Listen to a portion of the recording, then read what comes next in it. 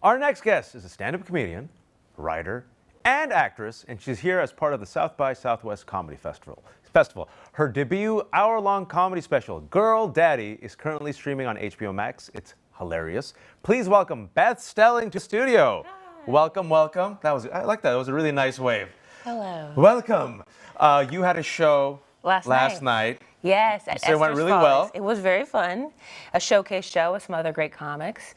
Sam J, Emma Wellman, Catherine Blanford, Todd Barry. And then as I was leaving, a couple came up to me. And I mean, those are the most fun interactions, of course. Well, sometimes they're bad interactions. Sometimes a comedy club you have to use the same bathroom as everybody. Sometimes there's a comedy club where you have your own bathroom back there, and other times you have to use it with the civilians. And so after the show, if you have to go in there, I go, "I'm in here. Don't talk about me. I'm in here." But sometimes it's nice. And after the show, they came up to me and they said, "Thank you. That was so good. I really related to a lot of what you were saying, and thank you for your life." And you're like, "You're welcome." Like, okay, yeah, I appreciate it. And she goes, "Sometimes I don't want to say it, but it feels like, you had to go through some pain for that. But thank you for your life." And I was like, I genuinely liked that. But that's sweet. warm, right? Yeah, no, I loved it. Well, what's been a situation where you're in the bathroom with the plebeians, the peasants, with Jen Pop. Yes, yeah, and you're just hearing your name, and someone's just riffing on the set that you just did. I feel like I haven't had any. I don't recall. I've probably blocked out if they were like, "It was all right." It was okay. That's a Midwestern compliment. Yeah, it was all right. No, I have had things like, "That was so fun." I've heard things, but then the minute they start talking, I go, "I'm in here. Please stop." I just don't want to know.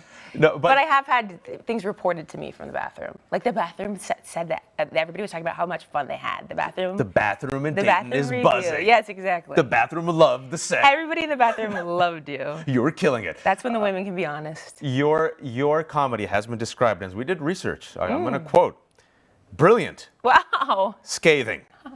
Hilarious.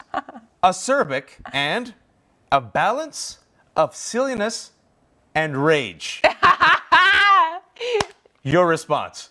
That was my response. I laugh into a dark look. A dark, menacing look at the camera. Yeah, I mean, I guess I'm filled with rage, absolutely. Who a lot isn't? of times, yeah, I mean, sometimes it comes out. I try to do it in a productive way to, channel it into my jokes and stuff. But yeah, that is a very funny way to describe what I do. And that is, I don't know. No, but it's there. Like, so Girl Daddy, which Yeah. I saw last night, it's on HBO Max. Yeah. It's hilarious throughout. You got your punchlines, you have your arc, but throughout it, right underneath the surface, the tension's bubbling. Beth brings it. Tension's bubbling, and you're talking about these issues that are deep issues: toxic masculinity, a-hole dudes, sexual violence, assault, right? And then jokes. Yes. For an hour. And make it funny. Well, obviously the trick is you shouldn't be, the job is to make people laugh. That's the number one goal. Sometimes you would, sometimes people dislike that you try to work in your personal beliefs or things that you want to change about the world, but that's kind of become what all I want to do.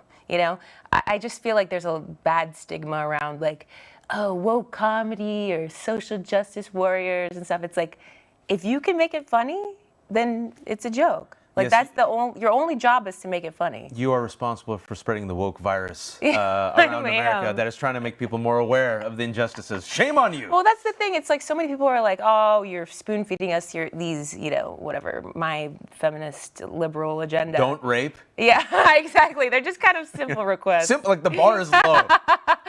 Exactly, but it's like, don't feed us this agenda. It's like, okay, well, some of the greats that you love, Richard Pryor, George Carlin, what do you think they were talking about? You watch Richard Pryor's 1979 special in Long Beach, he's talking about police brutality against black people. Today, Yeah. right on time. Exactly. George so Carlin. I'm just sort of there was tons of issues that he had. So when people say they don't like this wokeness or whatever, it's like they wouldn't be on your side.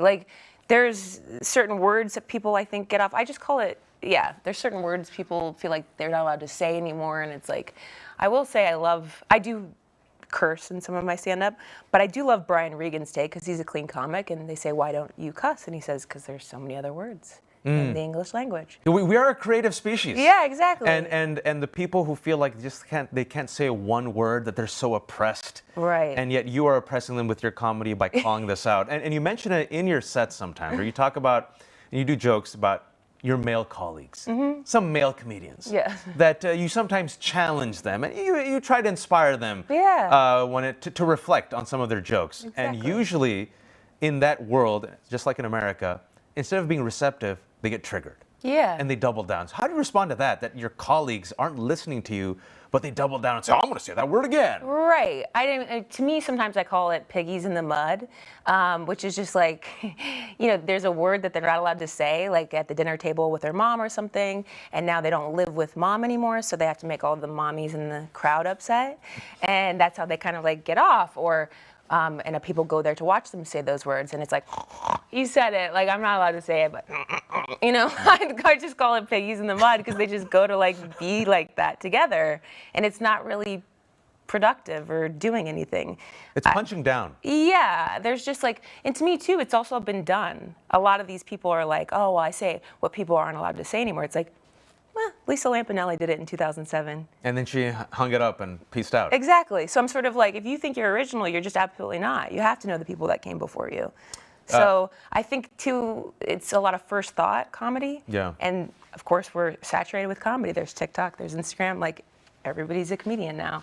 So it's your job to challenge that. Like, unfortunately, sometimes comics that get huge get out of touch, and they're not at the open mics, so they're not seeing that they're doing open mic jokes, that it's first thought comedy. Like, I can write a joke about this mug, and when I would do that, I would get up and I'd walk around and I'd sit in your seat and I'd take a sip from your seat, I'd take a sip from my seat, I'd get up and I'd see the back, I'd pick it up, I'd taste it, instead of being like, oh, that's a black mug.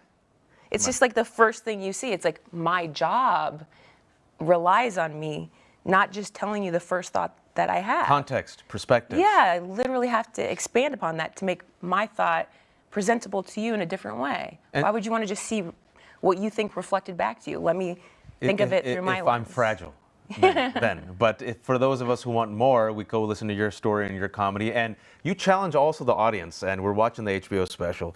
And poor Jeremy. Oh, if you're out there, Jeremy. I fell for you, man.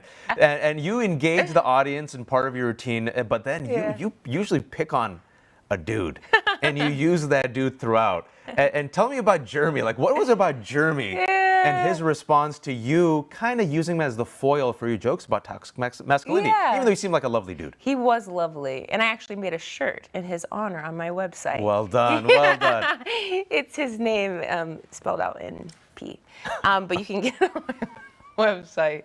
But yeah, I feel like a lot of guys do come there. I think if you, like, that's the thing. They say like, oh, maybe like a feminist like myself or something like can't take a joke. It's like, well, I can take a joke, and so can he. We're all like not that fragile. He's there to have a good time, and as long as I'm not being malicious, which I'm absolutely not, I think you can take anything in jest that's like not malicious, or like you said, punching down. I think the idea of like nothing's off limits, right? I can joke about anything. It's like, well, that's really easy to say when you've been unscathed by the world. That's right. So if nothing's touched you or harmed you and you kind of coasted through life, anything can be funny. When the boot's not on your neck. Yeah, but when something's happened to you, you have that new perspective, then you kind of say like, well, maybe take that a little further, think about it further. But I would never want to like, my goal is never to alienate anybody in my crowd. I'm so grateful to have all different kinds of people in my crowd, and I want them to feel and I think welcome. What you do, I don't know if it's deliberate, it's like you come in there, you got the overalls on, you're from Dayton, Ohio, shout out to Dayton, Ohio, right? Absolutely. Midwest, big smile, and you come in there like, all right, and you're doing these jokes, and then you just hit them with the smile on your face, like, ooh, it's like it keeps people a bit unsettled, but also invites them in. Yeah. I feel like that's the balance that's my observation. Exactly. Well, I'm happy you feel that way, because it's like, I do believe there's room for change and growth. It's not about calling people out and saying, you're bad and you need to go away. It's like a conversation that needs to be had. And if you can receive that information, and I've had that repeated back to me. I've had It's a beautiful thing. I've had people either comment on my Instagram or come up to me afterwards and go, that was so cool to see that from your perspective, and in a funny way. I really do look at it differently now. Speaking about looking at comedy differently, I always have to ask comedians, you're from Dayton, Ohio. Then you moved to Chicago. Now you're in LA. Yeah. Does humor translate? Or are there some jokes where you're like, Dayton's just gonna love this? Yeah. And then you go to LA and just crickets. I mean, definitely there are things that hit harder in other places. I just filmed my last special in Dayton, in my hometown. And of course, I wrote a lot of Dayton jokes for that special. What is the Dayton joke? Give me one. I have a couple jokes about the birthplace of aviation. Because we are the birthplace of aviation. Hilarious content. Yeah. But our whole motto is based upon Wilbur and Overwright, two dudes that literally wanted to fly away. Wright-Patterson Air Force. The reason why I love Dayton is my father, when he came here as an immigrant, was at Dayton first. Wow. And so went from Dayton to California, so I had to bring up Dayton. That's so cool. But he's never did told. You grow up on Wright-Pat? No, Okay. California. But my dad has wonderful memories, aviation, Wright-Patterson. Yeah. Never talks to me about the comedy scene though. I know. And then you bloomed from that. Well, the truth is, I didn't exactly start in Dayton though. Like, I was born there, but comedy scene-wise, I started stand-up for the first time technically in Oxford, Ohio. That was my first open mic. Known for its comedy scene. Yeah, exactly, Oxford as well. And then it took me a little time after I moved to Chicago to get the courage to go on stage to an open mic. About 7 months. Well, when you do 7 months, about 7 months. Takes most people 10 years. Took you 7. When you're in LA, dropping these brilliant, Sorry. brilliant I forgot your aviation, question. Dayton, Ohio I think, jokes. Look, I'll try it here if you want. Go for it. That's your camera. Well, I mean, what if I save it for the show? Yeah. Oh no, do it here. We got a crew. Okay. Let's see some of my Dayton jokes. Oh, okay. So North Carolina has actually been coming for us for years. You know that North Carolina's license plates, they say first in flight. It's like, okay, it was built in Dayton. We just used you for your wind. The flights were short and they meant nothing to them. Shitty hawk. How about that? Thank you. You got applause and claps from the crew and also the folks, Okay. the peasants behind the partition. Was it my best delivery? No. It worked on the spot. It worked. Okay. You went from Dayton. You went to Ohio. You went to Chicago. Now you're in LA. Some people will ask me if when I'm on the road, do I change my jokes for wherever I am? Yeah, do you? You know, and the answer is no. But that does sometimes affect the time of the people there. Like the last special I did, Girl Daddy, I toured it, of course, leading up to it. I remember doing Valentine's Day in Raleigh, North Carolina. Was that hour the best for Valentine's Day? I don't think so. Right, exactly. No. So people weren't really pleased, but I still did my thing because there's always going to be somebody in the crowd that does need to hear it. You know, like I don't avoid cities because they're more conservative or something like that, because there's so many different people. But I'm glad you mentioned that because we're seeing this divide, and people are saying red states and blue states and the Midwest and wokeness. Yeah. And you did Girl Daddy, which is a woke show in Ohio. Yeah. And they were with you. Yeah. And that just kind of like flips on its head this assumption that we have. Yes. That apparently they won't dig our culture and our jokes and our humor. Yes, and people who are there absolutely have opposite beliefs of me. And I think that's the cool part of it, is if I can make it funny to you, like, you should be, I don't know, that, like, the tough part too is, like, humor is subjective in the sense that, like, we understand that we're not gonna like all music. Like, what's your favorite band? Gosh, Beatles, Daft Punk. Sure. Okay, there's those. I might like, I don't know, Sarah McLachlan. Nice. My wife loves Sarah McLachlan. Who doesn't love Sarah McLachlan? I'm with Sarah McLachlan of stand-up comedy. Let's be real. I need a pet right now. Can you just? There's an elephant. Can you just? In the arms, fly away from here. Okay, so Beautiful. thank you. There's another career. Wow. Okay. Sorry, what were we saying? I don't know. We only Where have a was I minute. going with that? You lost me at Sarah McLachlan. I know. And the elephant. But wait. Okay. A question I had to ask. Your mom. Yeah. She's awesome. Thank you. You work with your mom. I do. You did a podcast with your mom. Franz is a fan of the podcast. Yes, I love where that. you and your mom called up moms Yes. of celebrities. Yes. All right. So with the final minute that I have, you have a repository of mom wisdom. It's true. All right. what is the best mom wisdom that you have gleaned from talking to so many moms? Oh my gosh. That is hard to answer.